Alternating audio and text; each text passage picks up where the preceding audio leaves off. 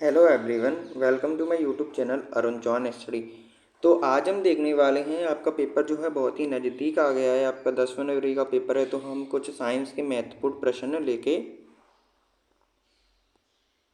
आए हैं इस वीडियो में हम साइंस के कुछ महत्वपूर्ण प्रश्न देखेंगे। ये प्रश्न बहुत ही इंपॉर्टेंट है। ये किसी एग्जाम में क्वेश्चन पूछे गए हैं। ये क्वेश्चन आने की संभावना बहुत ज़्यादा है। ये क्वेश्चन हो गई, और एक एक क्वेश्चन को आप अच्छी तरीके से आपको समझाया जाएगा। उसके चारों ऑप्शन को अच्छी तरीके से समझाया जाए, जिससे कि क्वेश्चन जो है घुमा फिरा के बार बार जो क्वेश्चन पूछे जाते हैं वो आपके क्लियर हो सकें।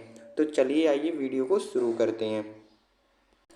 तो आप चैनल पर नए हो तो चैनल को सब्सक्राइब करना, वीडियो को लाइक करना। तो सबसे पहले हम सेक्शन वाइज सेक्शन चलते हैं। सबसे पहले हिंदी का सेक्शन में चलते हैं। वीडियो लंबा हो सकता है, पर आपके लिए बहुत ही इम्पोर्टेंट होगा।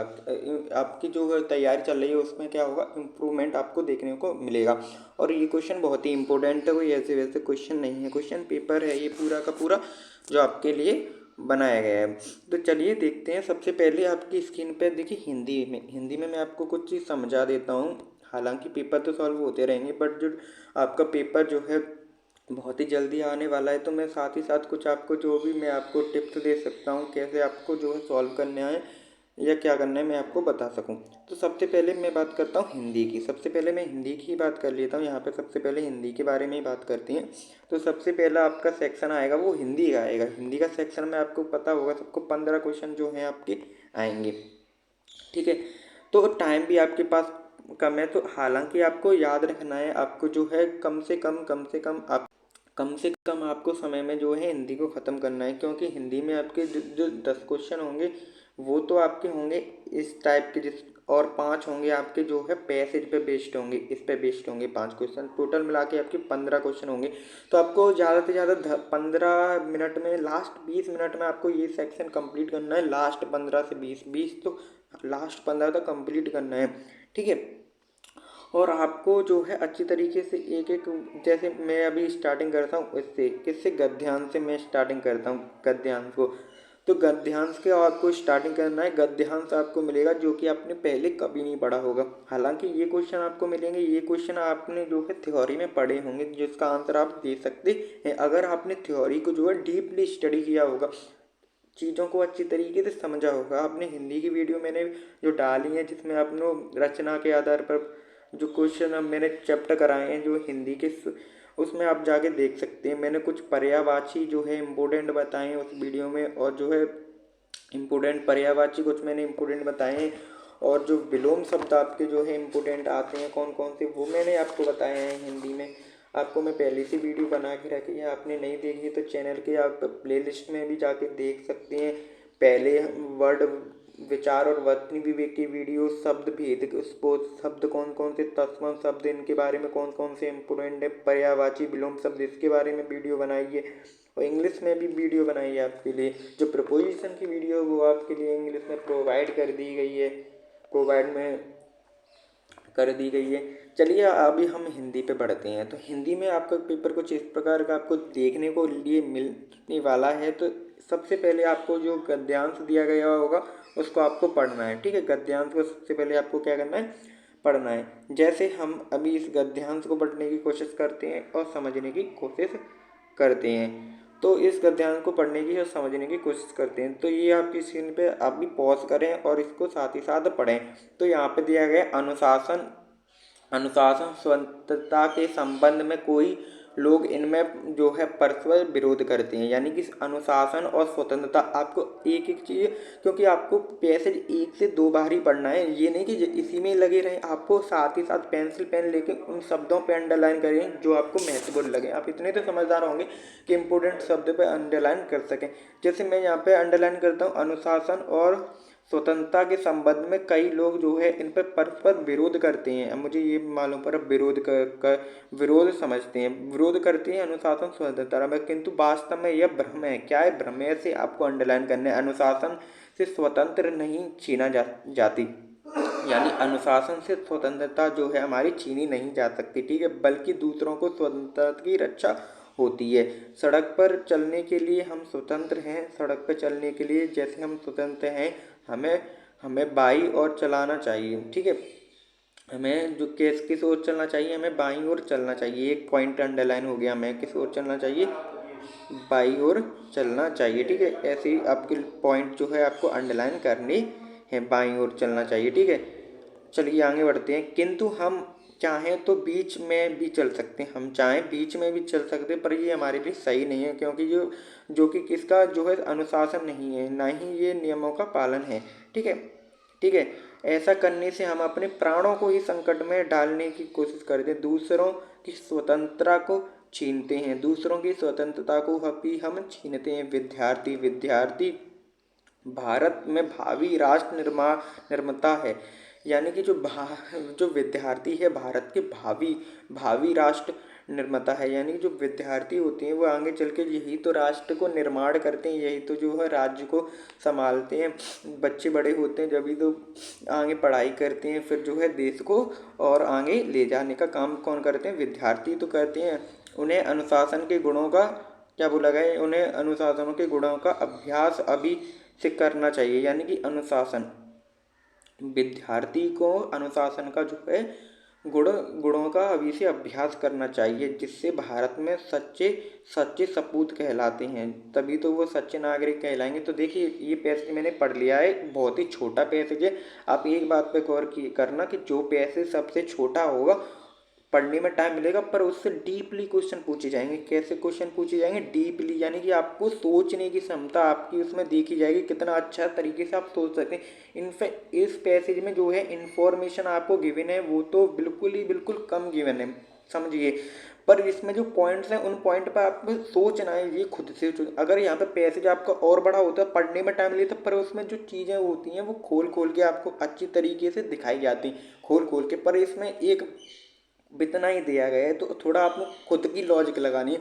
तो ये आपने पहले पढ़ लिया होगा, मैंने इंपोर्टेंट टिक करवाए वो आपने कर लिए होंगे। इसका मतलब ये नहीं कि यही पेपर में आएगा, मैं सिर्फ आपको सोचने की चीज़ बता रहा हूँ, कैसे आपको पेपर में सोचना है। आपके पेपर में कहीं दिन नहीं रह गए हैं, आपके पेपर में यही 7-8 दिन रह गए, मैं आपको सोचना सिखा सकता हूँ।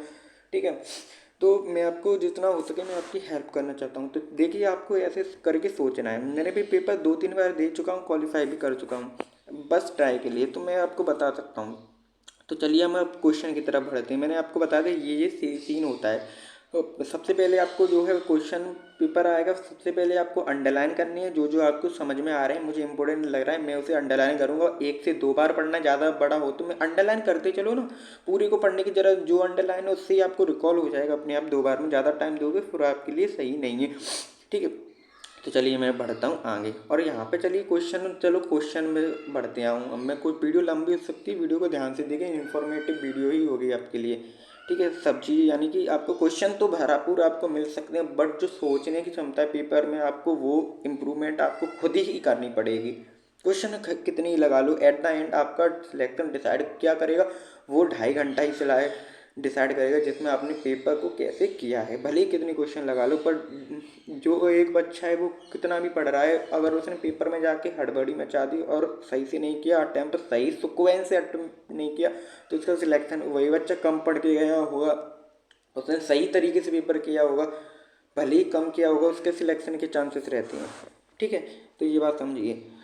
तो चलिए मैं पहला क्वेश्चन आपकी स्क्रीन पर दिया गया है। पहले क्वेश्चन में पूछा गया है, अनुशासन और स्वतंत्रता का परस्पर संबंध है। अनुशासन, आराम से पढ़िए, कोई जल्दी नहीं, समझ के पढ़िए, क्योंकि यहाँ पे अनुशासन और स्वतंत्रता का परस्पर संबंध है।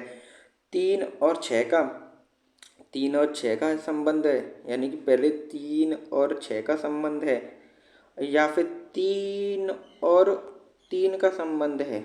ठीक है, और 3 या फिर 11 का संबंध है, या फिर 3 या फिर 9 का संबंध है।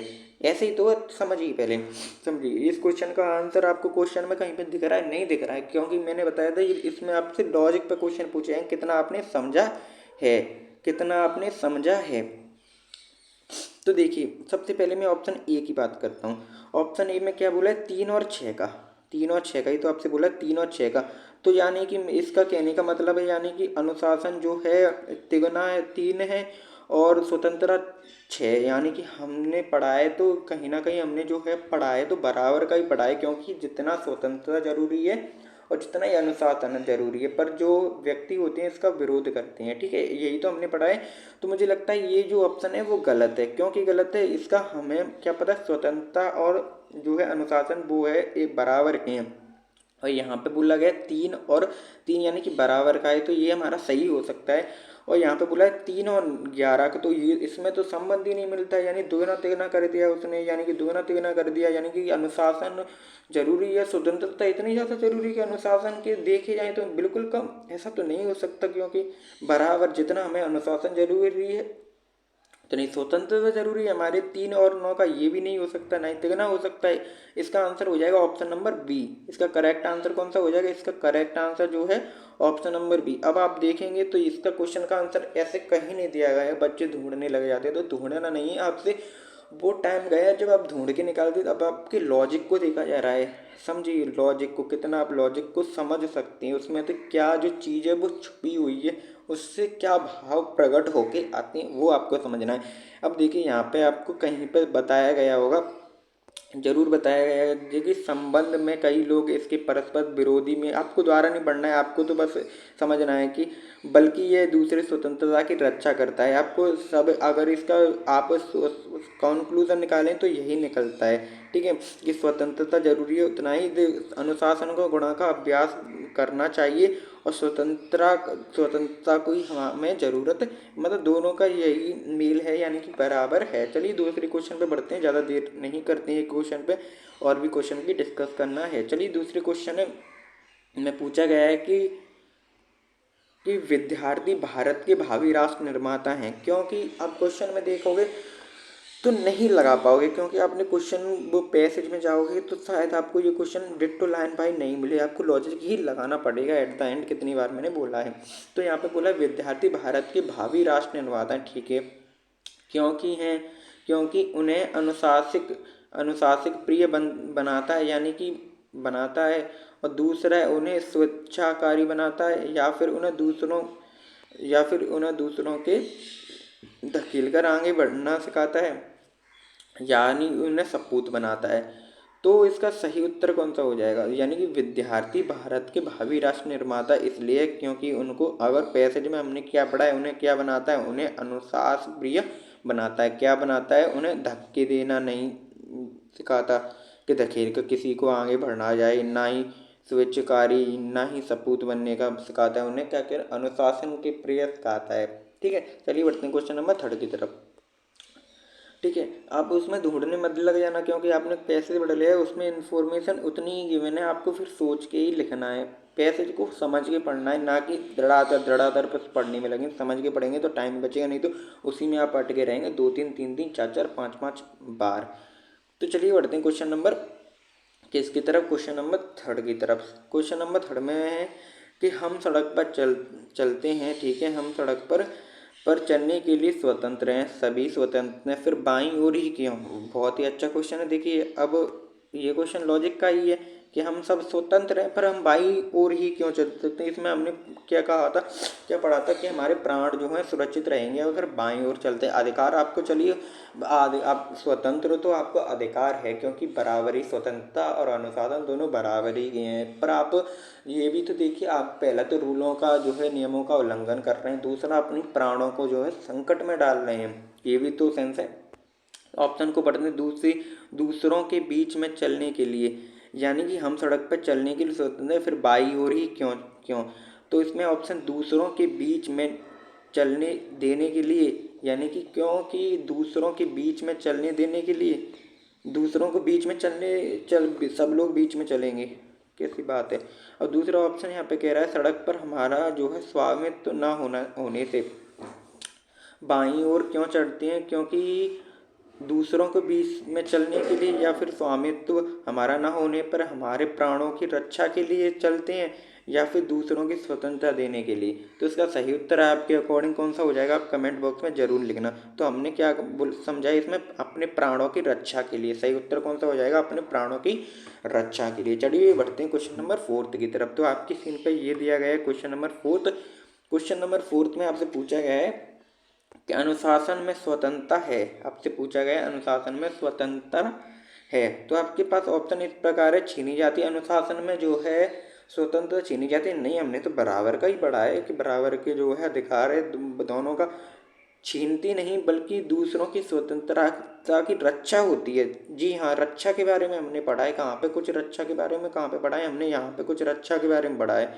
कुछ आप देखें तो रक्षा के बारे में हमने यहाँ पे पढ़ा है। आप देख सकते हैं रक्षा के बारे में हमने कहाँ पे पढ़ा है, ये आप देख सकते हैं यहाँ पे कुछ रक्षा के बारे में हमने पढ़ा हुआ है। तो यहाँ पे क्या है, अनुशासन से क्या होता है, अनुशासन से क्या होता है, अनुशासन से क्या होता है, हमारी जो है छीनती नहीं है, छीनती नहीं है हमारी स्वतंत्रता, अनुशासन से छीनती नहीं है, बल्कि हम कैसे होते हैं, स्वतंत्र करते हैं।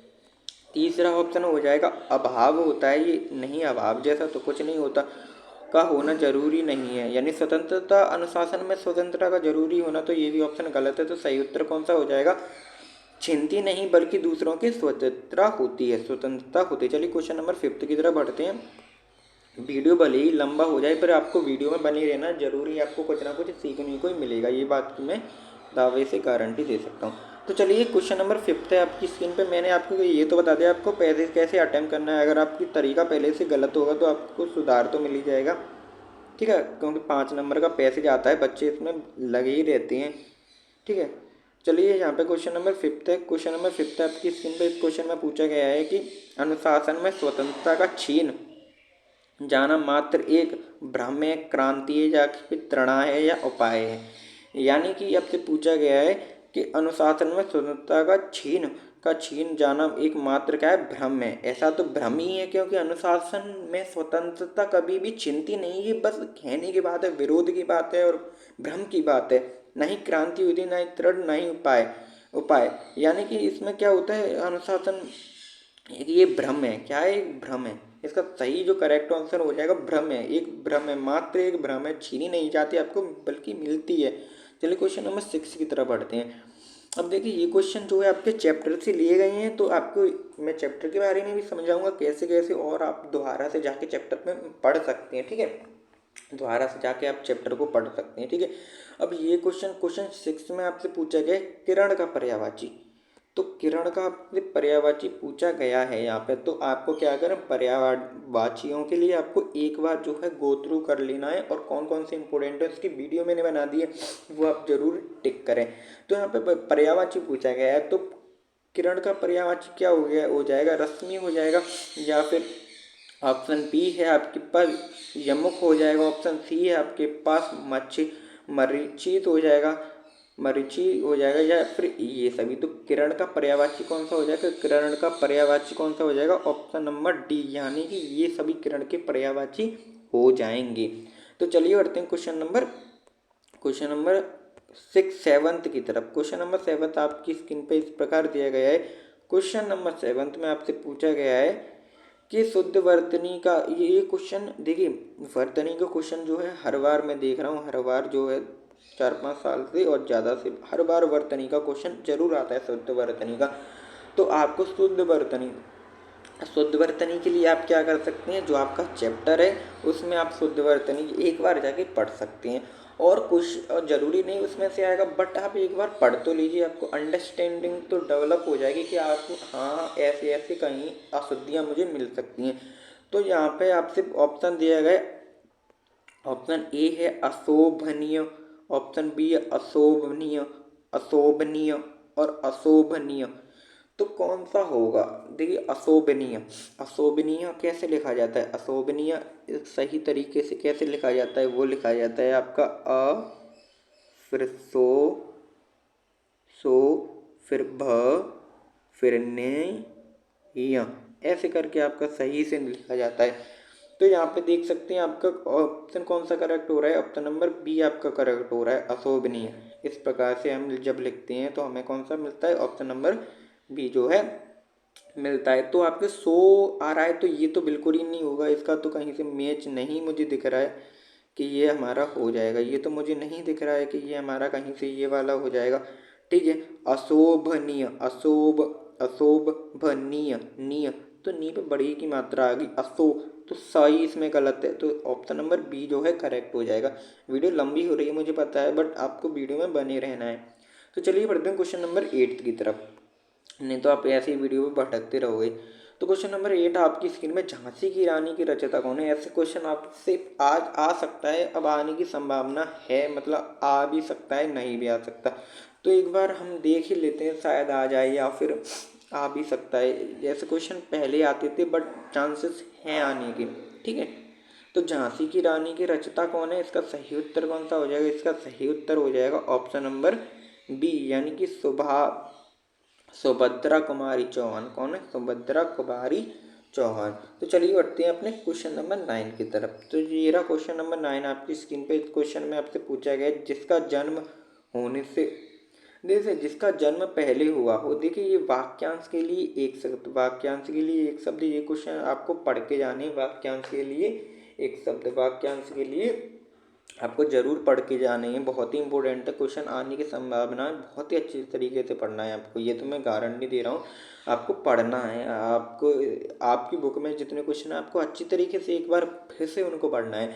तो अग्रज हो जाएगा, या फिर ज्येष्ठ हो जाएगा, या फिर वरिष्ठ हो जाएगा, या फिर श्रेष्ठ हो जाएगा। तो इसका सही उत्तर कौन सा हो जाएगा, अगर आपको मालूम है तो कमेंट बॉक्स में पहले आप लिख दीजिए। तो इसका सही उत्तर हो जाएगा ऑप्शन नंबर ए, यानी कि अग्रज। अग्रज यानी कि जिसका जन्म पहले हुआ उसे हम क्या कहते हैं, अग्रज।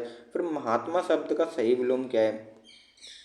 आपने देखा होगा वीडियो में, मैंने जो है विलोम शब्द की वीडियो बनाई थी, ये शब्द भी वहाँ पे था कि आत्मा शब्द का विलोम शब्द क्या है। तो महात्मा, महात्मा शब्द का विलोम क्या है, महात्मा।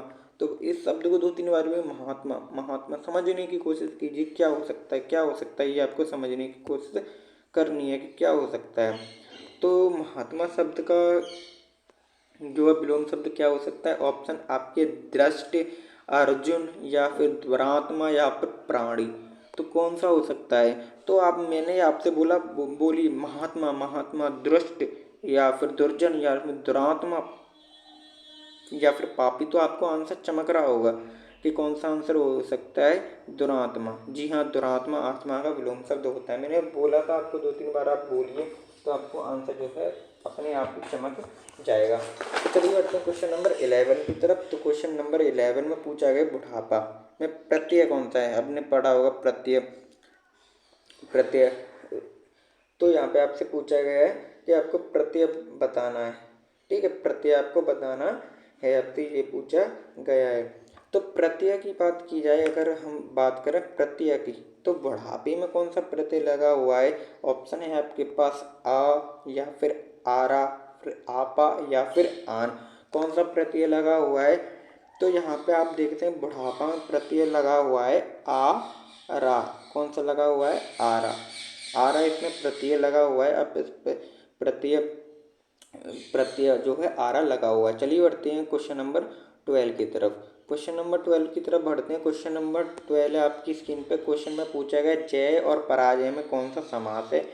तो जय पराजय में कौन सा समास है, और ऑप्शन है आपके पास इस प्रकार कि ऑप्शन ए है आपके पास द्वितीय समास, या फिर कर्म धारण समास, या फिर जो है द्विगु समास, या फिर जो है तस्म पुरुष समास। तो इसका सही उत्तर कौन सा हो जाएगा, ऑप्शन नंबर ए, यानी कि द्वितीय समास।